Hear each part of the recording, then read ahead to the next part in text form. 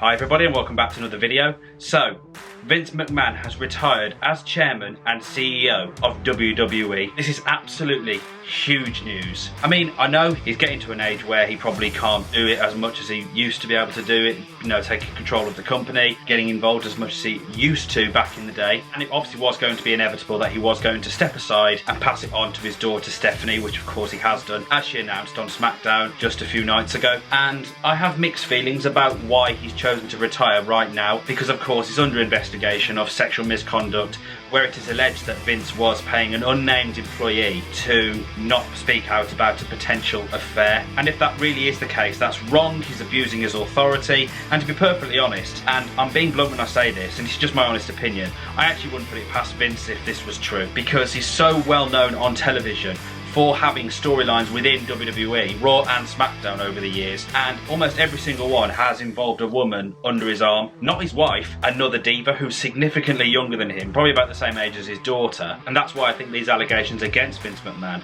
wouldn't really surprise me. But that being said, I just want to talk about what Vince McMahon did, you know, the impact that it had on the fans over the years, people like me and other people who are probably watching this video. I started watching WWE probably in the late 90s. I remember it was, I think, 1997 when the Montreal Screwjob happened, in which Brett was leaving, he wouldn't give up the belt, so Vince rang the bell, unscripted by the way. Shawn Michaels won the belt and then Brett wasn't seen again. And I remember my dad telling me about that, and I was like, oh my god, you know, just awful about, you know, someone being, you know, screwed over on TV when it's meant to be like a scripted kind of sport and story. That kind of got me interested in it from that point onwards. And then throughout 1998, you know, obviously Vince and Austin rivalry. I mean, that sequence in the hospital when he beats him up, oh, I still laugh about it now, it's absolutely brilliant. And of course the famous Mankind and Undertaker Hell in a Cell when he throws him off the cell. How he wasn't majorly injured from that, I do not know. And that's what I think is so special about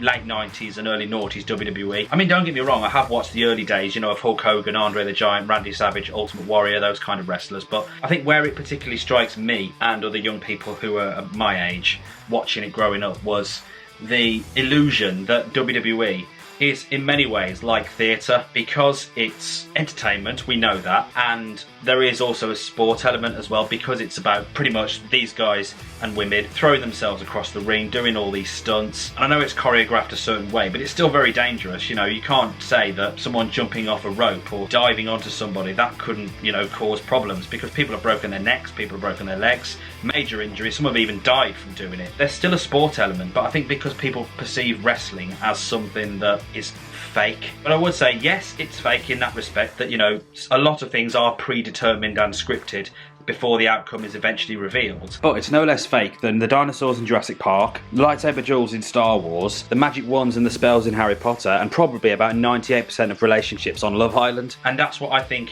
Vince helped shape, because he kind of created so many unique characters within the WWE universe. You know, you think about his own character, this evil heel. I mean, I just hated him, his character, when I was young, because he was just horrible. He really was. He was abusive, he was vile, and, you know, as an actor, playing that character, he did really, really well. You see a lot of other ones, like, you know, you think The Rock, aka Dwayne Johnson, is now a Hollywood star, Stone Cold, The Undertaker, Triple H, Kurt Angle, Mankind, Shawn Michaels. You know, there's just so many legends in professional wrestling, and they create a persona, and that's the point. It's like a film character, but it's just set in the real world, and that's what I get frustrated with when it comes to people's perception of it, because it is like a movie within real life, and in a way they have to create some kind of fictionalized story to make it fun and entertaining, because you don't want to see the same wrestlers over and over again every single week, because it wouldn't be exciting. You don't get it in boxing. It's a completely different sport. They fight each other probably only once ever, but yet these wrestlers would potentially fight every single week,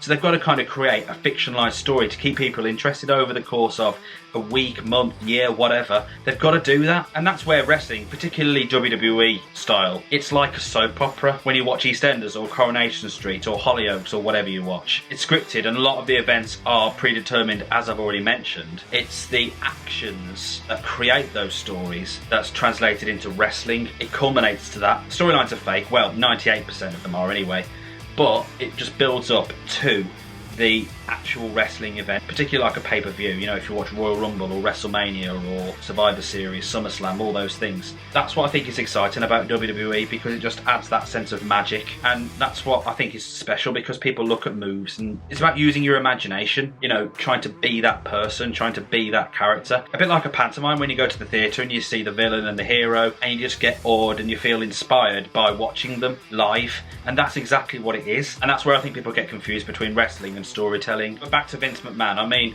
I just think, yes, you might consider that he's a bit of an unusual character, given, you know, the ways that he had lawsuits against him over the years. There are so many things in WWE, the storylines that he, you know, ridiculously, looking back now, got away with. I think what I enjoyed about watching WWE back in the day was it was just something to be excited for. You know, when people look at their favourite TV shows every single week, you always look forward to Raw on a Monday night, or you look forward to SmackDown on a Thursday or Friday, and then you've got a pay-per-view every month. You know, there's just something like that to look forward to, and it is creating that sense of magic and general entertainment within a fictionalized storyline. You get involved in the characters like you do in a film and TV show, but they're just physically there in front of you, like a theatre performance. And I think that's what Vince did really well in, because he understood the fans. He knew what buttons to press to create entertainment, to just look at these guys as inspirations and heroes. You know, you look at wrestlers back in the day of like Hulk Hogan and Andre the Giant, you look at them as just absolute icons and legends,